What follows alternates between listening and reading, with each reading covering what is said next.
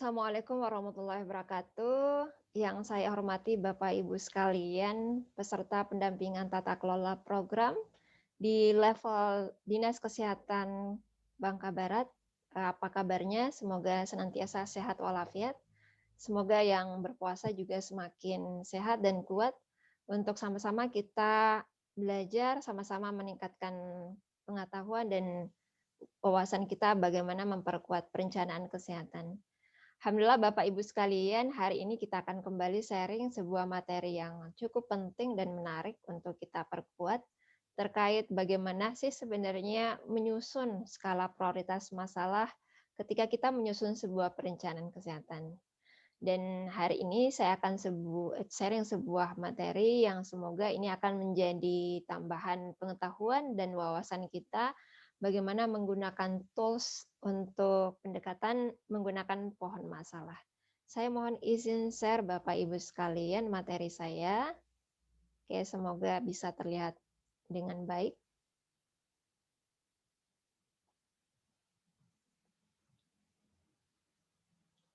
Ya, baik.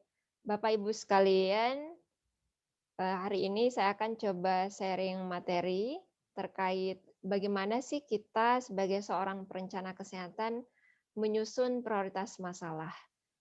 Jadi materi ini adalah kelanjutan dari materi yang saya bawakan di awal workshop, bagaimana sebenarnya kita menyusun sebuah perencanaan kesehatan yang berbasis pada evidence, berbasis pada informasi maupun data.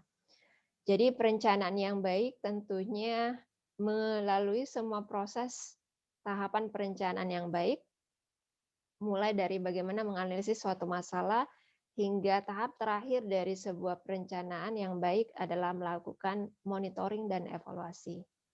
Kali ini saya akan melanjutkan bagaimana kita sebagai seorang perencana kesehatan menyusun sebuah prioritas masalah. Kalau kemarin itu bahasan kita secara general, kali ini lebih kepada technical, lebih pada teknis, bagaimana teknik-teknik strategi dalam menyusun prioritas masalah. Untuk kali ini saya akan sharing terkait sebuah tools yang mungkin kita pahami atau pernah dengar, bagaimana menggunakan tools pohon masalah dalam menyusun prioritas masalah. Untuk kali ini saya akan memberikan contoh termasuk dalam menyusun bagan, dalam bentuk gambar, dan bagaimana contoh penerapannya dalam program kesehatan. Sebagai pendahuluan Bapak Ibu sekalian bahwa langkah-langkah perencanaan kesehatan melalui berbagai tahap. Di awal dari tahap perencanaan yang baik, kita menyusun sebuah analisis situasi. Bagaimana kita memotret apa yang terjadi di sekitar kita, apa saja data-data yang dibutuhkan untuk melihat secara umum kondisi kesehatan yang ada di masyarakat. Setelah kita mengumpulkan berbagai data, informasi, penunjang, kita akan menentukan masalah, identifikasi masalah apa yang kemudian terjadi. Baik itu masalah berdasarkan status kesehatan, kemudian penggunaan layanan kesehatan, ketersediaan sumber daya manusia, termasuk juga bagaimana ketersediaan SDM yang ada di masing-masing organisasi. Kemudian nantinya masalah yang ada kita akan identifikasi dan nantinya kita akan lakukan prioritas masalah dan nantinya kita akan menyusun apa sih masalah yang kemudian perlu kita pilih menjadi perhatian kita atau intervensi maupun program utama kita dalam menyusun sebuah perencanaan kesehatan. Untuk analisis masalah ini, kita butuh sebuah tools atau pendekatan sehingga nantinya menyusun masalah ini benar-benar berdasarkan evidence, benar-benar berdasarkan data dan apa yang terjadi di lapangan. Seperti saya jelaskan di workshop pertama bahwa secara teori dan konsep banyak tools yang bisa kita gunakan untuk menyusun prioritas masalah, untuk menganalisis masalah apa yang terjadi. Di antara tools itu ada yang disebut dengan fishbone diagram, bagaimana kemudian kita menganalisis masalah dengan membuat dan mengidentifikasi apa masalah dan apa kategori dan apa sih penyebab dari masalah tersebut. Ibaratnya seperti sebuah ikan, di kerangka ikan itu ada kepala, kemudian ada tulang-tulang ikan. Kepala itu adalah masalah yang kita temukan dan tulang-tulang itu bisa berupa masalah dan penyebab dari masalah tersebut. Untuk metode lain, ada yang disebut dengan metode cause and effect chart. Jadi seperti pada dasarnya membuat diagram fishbone, ini kita buat semacam chart, di dalamnya ada bentuk semacam gambar yang kemudian kita buat kategori, penyebab, dan apa efek dari penyebab itu. Di situ nanti juga kita bisa breakdown berdasarkan masalah di masing-masing bagian, misalnya mulai dari apa kendala di metode, kemudian di SDM, termasuk masalah di bagian proses. Kemudian untuk teknik analisis masalah yang kemudian kita akan bahas lebih detail hari ini adalah bagaimana menggunakan pohon masalah. Pohon masalah ini adalah salah satu tools yang sangat familiar kita pakai untuk menganalisis masalah dengan mengidentifikasi masalah, apa yang menjadi akibat, dan apa yang menjadi penyebab dari masalah tersebut. Kita akan bahas mengenai pohon masalah. Kalau kita lihat dari gambar sebelumnya, pohon masalah itu terdiri dari batang, terdiri dari akar, dan terdiri dari cabang. Kalau kita lihat dari sebuah pohon, maka batang pohon itu menggambarkan masalah apa yang terjadi, masalah utama apa yang terjadi. Kemudian bagian bawahnya adalah akar. Akar itu kita identifikasi apa sih sebenarnya penyebab-penyebab dari masalah inti.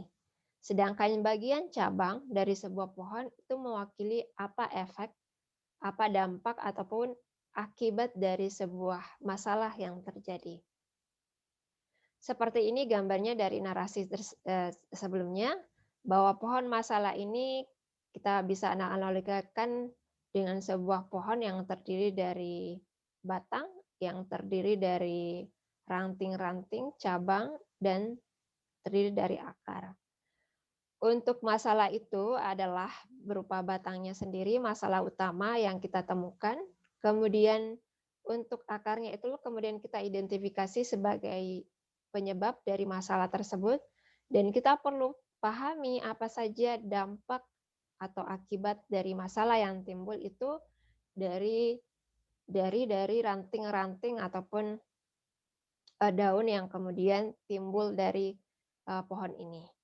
Makanya kalau kita melihat pohon itu kita bisa melihat secara keseluruhan ada masalah utama, ada penyebab dari masalah, dan apa dampak atau akibat dari masalah yang ada.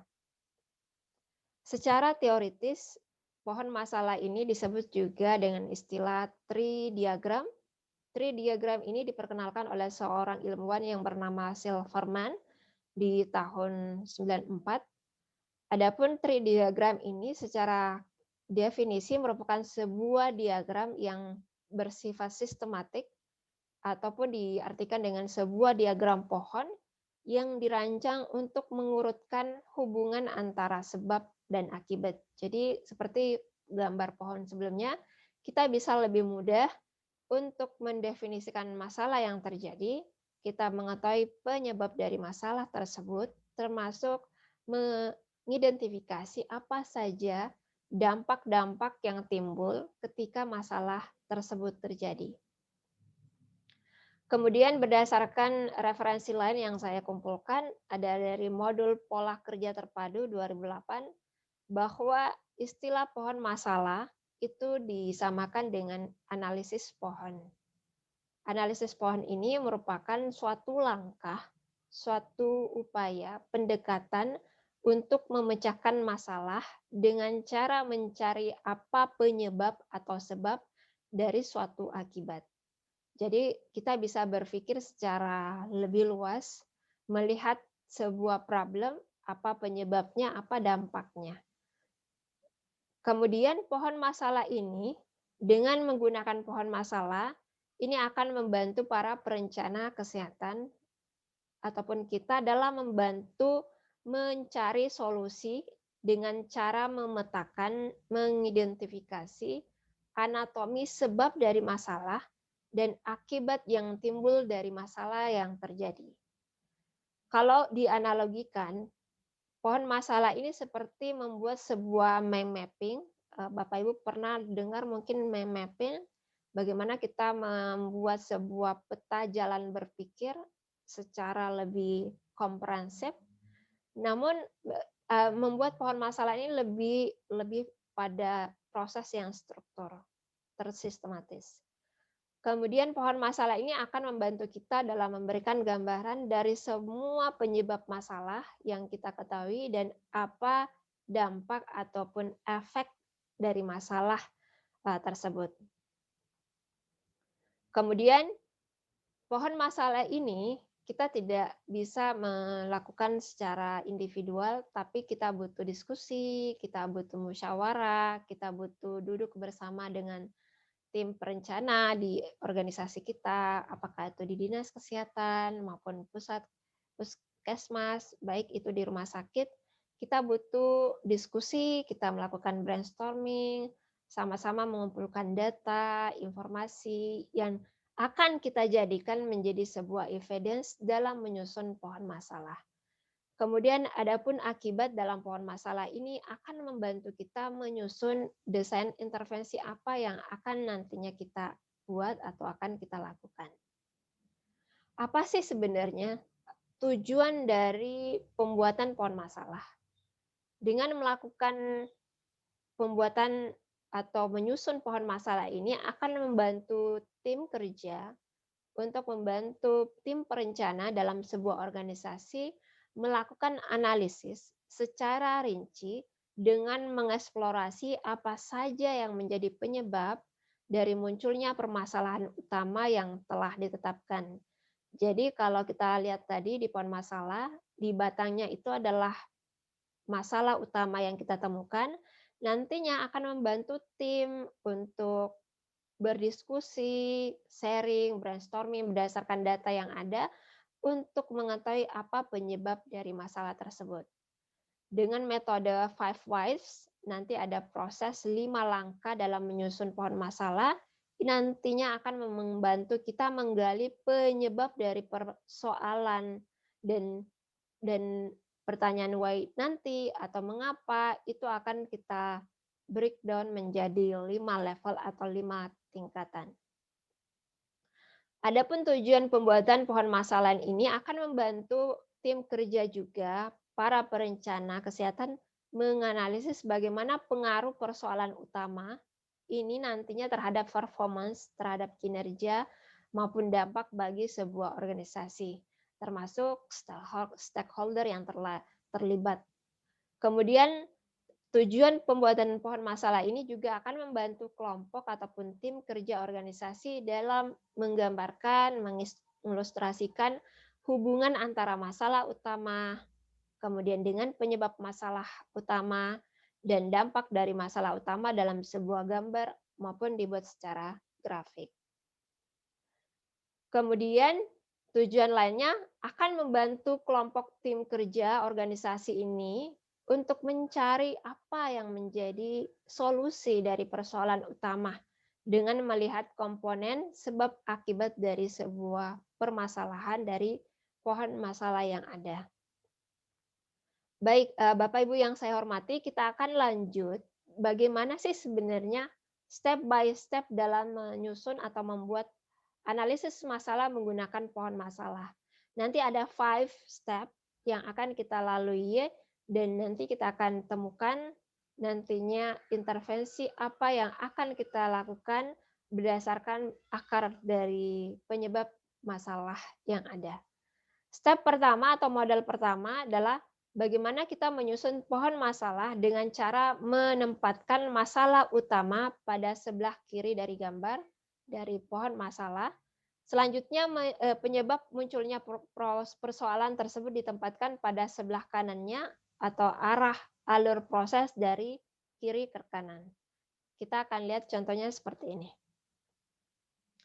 Jadi, pertama-tama kita perlu diskusi dengan tim kita, dengan tim perencana kita. Kita identifikasi dulu apa yang menjadi masalah utama di sebelah kiri. Kita bisa berkumpul dengan kawan untuk diskusi dengan membuat semacam kertas yang besar, yang bergambar, ataupun yang polos. Kemudian kita bisa bikin coret-coretan, kemudian kita bisa list beberapa masalah yang ada, kemudian kita tentukan apa masalah utama, kemudian kita tentukan apa penyebab dari masalah utama tersebut. Kita identifikasi penyebabnya masing-masing, kemudian nanti kita akan identifikasi lagi penyebab di level pertama itu apa sih, yang nantinya kita bisa tahu penyebab level kedua dari masing-masing penyebab di level pertama. Jadi kita list masing-masing penyebab dari masalah utama yang nantinya kita akan tahu penyebab dari masalah utama ini pertama itu disebabkan oleh penyebab masalah kedua. Kemudian yang kedua adalah menyusun itu secara sederhana menggunakan model pertama. Yang kedua ada sebuah model kedua yang nantinya kita bisa lakukan secara detail dengan membreakdown bagian-bagian secara kecil. Untuk model kedua ini, pohon masalah dibuat dengan cara menempatkan masalah utama pada titik sentral atau di tengah gambar, seperti gambar pohon di awal penjelasan. Selanjutnya, penyebab munculnya persoalan tersebut ditempatkan di bagian bawah, seperti gambar sebuah pohon di bagian akarnya. Jadi alurnya ke bawah, dan akibat dari masalah utama itu ditempatkan di bagian atas atau alur atas. Seperti ini gambarnya. Yang pertama, kita buat secara umum apa masalah utamanya. Kita misalnya bisa breakdown di kertas yang besar, kita buat listnya. Setelah itu kita menyusun penyebabnya di level pertama. Kita bikin semacam struktur. Di masing-masing penyebab di level pertama disebabkan oleh penyebab di level kedua. Selain itu kita nanti sama-sama berdiskusi dengan tim menyusun apa sih dampak dari masalah utama yang terjadi. Bisa saja akibatnya bisa 1, 2, maupun 3. Pada dasarnya model kedua ini menyusun apa akibat dan sebabnya itu dibuat secara detail, dibuat secara merinci penyebab dan akibat dari masalah utama. Bagaimana langkah-langkah menyusun pohon masalah pada model kedua ini?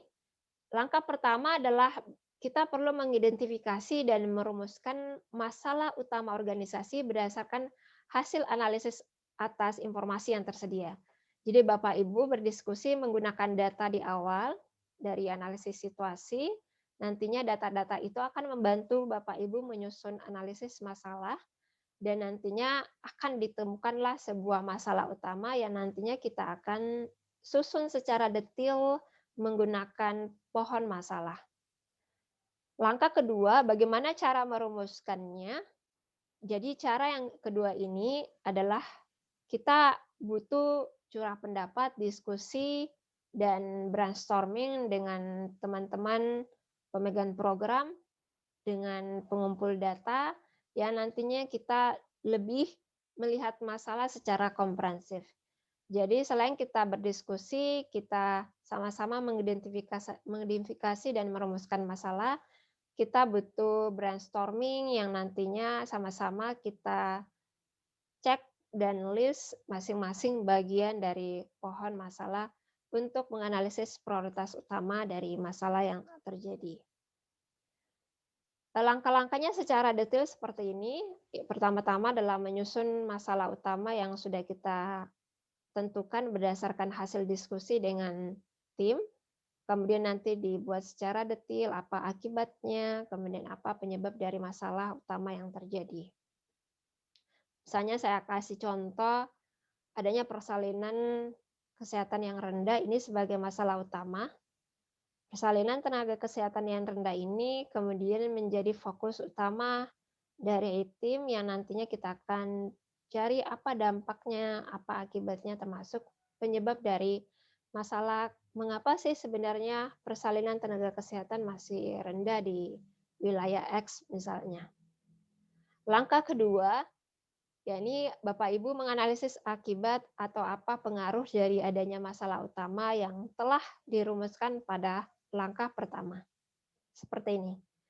Jadi, setelah masalah utama diidentifikasi, langkah berikutnya adalah menyusun melihat apa saja akibat yang ditimbulkan dari masalah utama. Jadi akibatnya ini bisa satu ataupun bisa dua, ya nantinya kita tentukan berdasarkan hasil diskusi ataupun brainstorming dengan tim perencana. Misalnya di kasus sebelumnya adalah persalinan tenaga kesehatan yang rendah. Itu adalah masalah utama. Apa sih dampaknya? Dampaknya adalah angka kematian ibu bersalin yang tinggi. Jadi kematian dari ibu bersalin itu yang masih tinggi adalah dampak dari persalinan dari tenaga kesehatan yang rendah.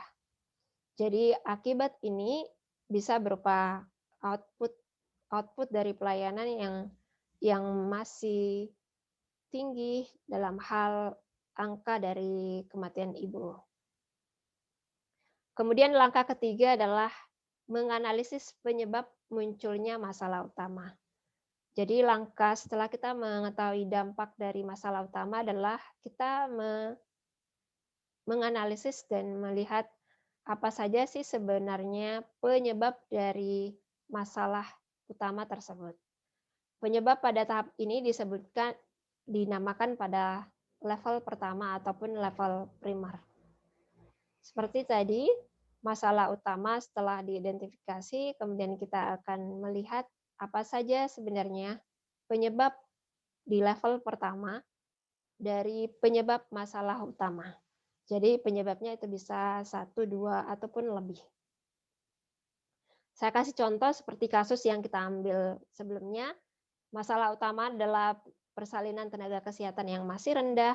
Ini disebabkan oleh beberapa faktor, boleh jadi dari cakupan K1 yang masih rendah, kemudian ada beberapa masyarakat ataupun warga, dalam hal ini adalah ibu bersalin lebih lebih sering atau lebih senangnya ke pengobatan tradisional, misalnya dukun, yang kemudian ini menimbulkan persalinan kesehatan yang masih rendah.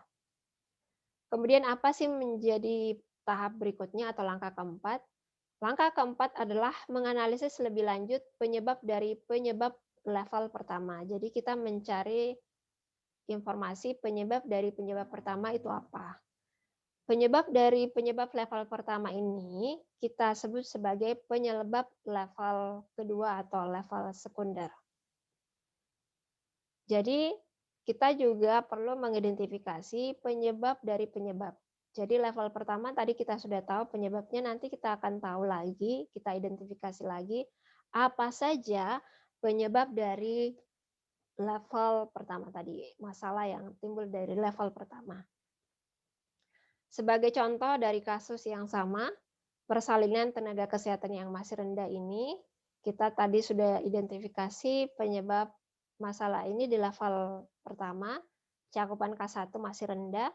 Bisa saja cakupan K1 ini masih rendah dipengaruhi karena oleh masalah fasilitas pelayanan kesehatan yang masih jauh, kemudian dipengaruhi karena transportasi yang kurang untuk diakses, boleh juga ketersediaan dari tenaga kesehatan dalam hal ini bidan masih rendah, misalnya di angka 40%, ini cakupan K1 yang masih rendah.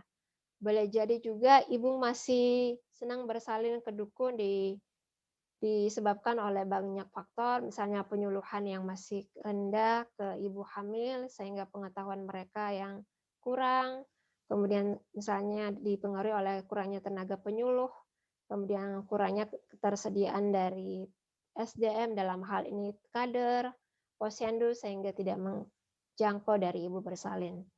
Jadi kalau kita lihat di sini, kita bisa membreakdown apa saja penyebab level sekunder dari penyebab level pertama. Yang semuanya ini kita bisa dapat ketika kita diskusi dan brainstorming dengan tim perencana di organisasi kita.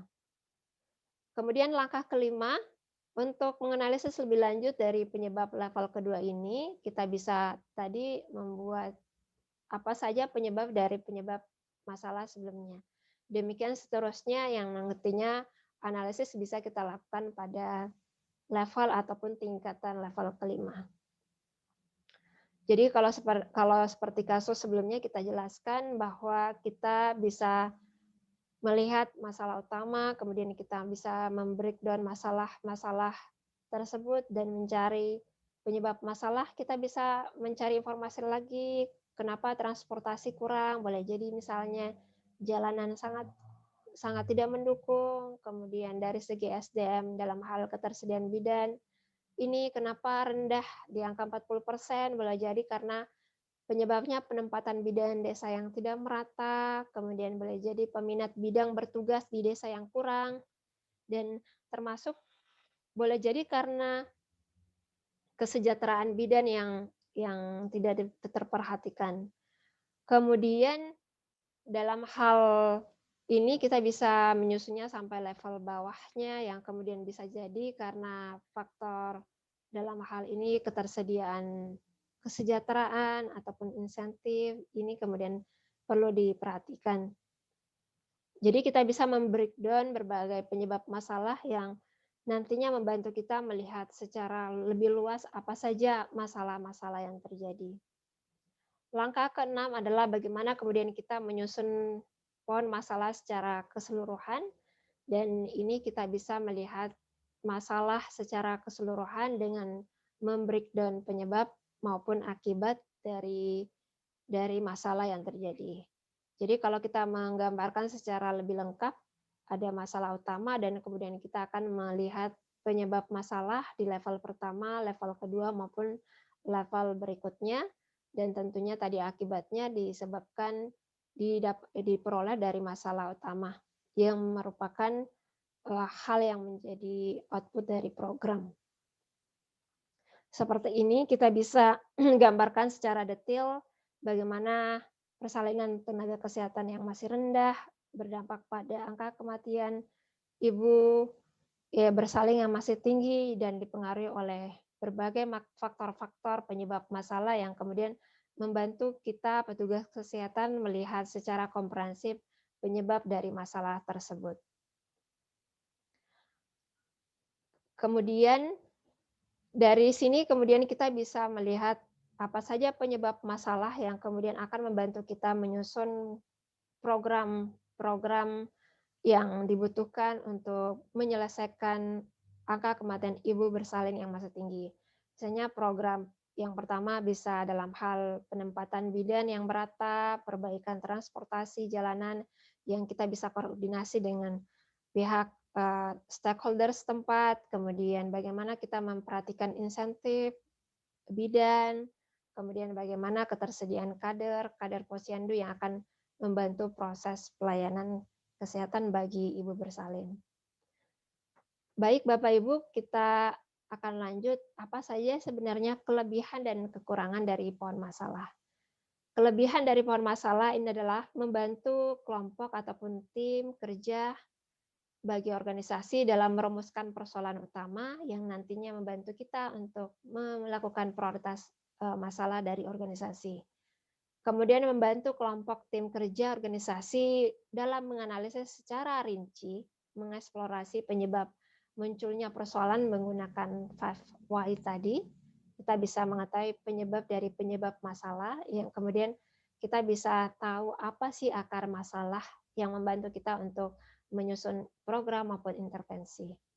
Dengan metode 5 whys ini akan menjadi sebuah metode yang bantu kita menggali penyebab persoalan dengan cara bertanya mengapa sampai level kelima atau 5 tingkat.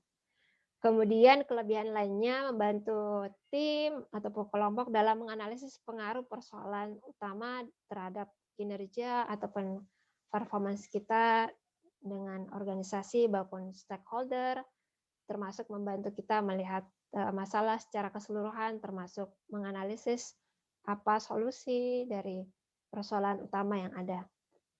Selain itu, kita bisa mengilustrasikan hubungan antara masalah utama, penyebab masalah, dan dampak dari masalah tersebut dalam sebuah grafik ataupun gambar sehingga kita akan lebih mudah menganalisis apa yang terjadi. Tapi pohon masalah ini juga punya beberapa kekurangan. Kekurangan yang pertama adalah membutuhkan waktu yang cukup lama karena kita butuh diskusi, kita butuh brainstorming dengan tim, dan ini akan menjadi kompleks ketika misalnya proses diskusinya akan lama, dan ini akan lebih sulit ketika misalnya banyak banyak perbedaan. Kemudian bisa jadi terjadi overlapping terutama pada kriteria yang digunakan, cukup banyak, jumlahnya yang sangat banyak. Hal tersebut juga menyebabkan waktu pengambilan keputusan menjadi lebih lama. Kemudian kekurangan lainnya, untuk hasil kualitas keputusan yang didapatkan dari metode pohon masalah ini sangat bergantung bagaimana tim ataupun anggota perencana itu menyusun pohon masalah dengan baik, dengan desain yang baik, sehingga jika pohon masalah yang dibuat kurang optimal, maka kualitas dari keputusan juga itu akan bisa tidak optimal. Jadi di sini kita butuh keseriusan dari tim, kemudian data informasi yang kuat, diskusi yang baik, yang sehingga nantinya bisa menggambarkan pohon masalah lebih baik. Kemudian kekurangan lain, setiap kriteria pengambilan keputusan dapat menghasilkan keputusan yang berbeda sesuai dengan kondisi dan keadaan dalam menentukan penyebab utama dari masalah tersebut. Kemudian terakhir Bapak Ibu sekalian, saya mengajak untuk sama-sama kita belajar untuk menganalisis masalah yang terjadi di masing-masing organisasi. Jadi silakan masing-masing peserta menyusun analisis prioritas masalah berdasarkan temuan di masing-masing organisasi dengan tools pohon masalah. Bapak Ibu bisa mensajikan dalam narasi dan bagan ataupun grafik ataupun gambar. Dipersilakan dikerjakan selama seminggu, nanti file tugasnya bisa diupload di e-learning, dan panitia dalam hal ini tim pendamping akan melakukan evaluasi terkait pekerjaan dan tugas ini, dan bagi Bapak Ibu yang melakukan analisis terbaik akan mendapatkan door prize ataupun hadiah di akhir dari workshop pendampingan. Demikian sharing hari ini, semoga ada manfaatnya terkait bagaimana menyusun prioritas masalah yang nantinya membantu kita menyusun prioritas program yang akan kita buat dalam perencanaan. Demikian Bapak Ibu sekalian untuk sharing materi hari ini, semoga ada manfaatnya, dan nanti kita akan follow up di e-learning. Silakan untuk mengunjungi e-learning, membaca modul perencanaan yang tersedia, sebab materi-materi yang kami sajikan ada di modul perencanaan yang ada di e-learning yang membantu Bapak Ibu untuk memahami dan menguasai materi-materi yang ada. Semoga bermanfaat. Terima kasih atensinya.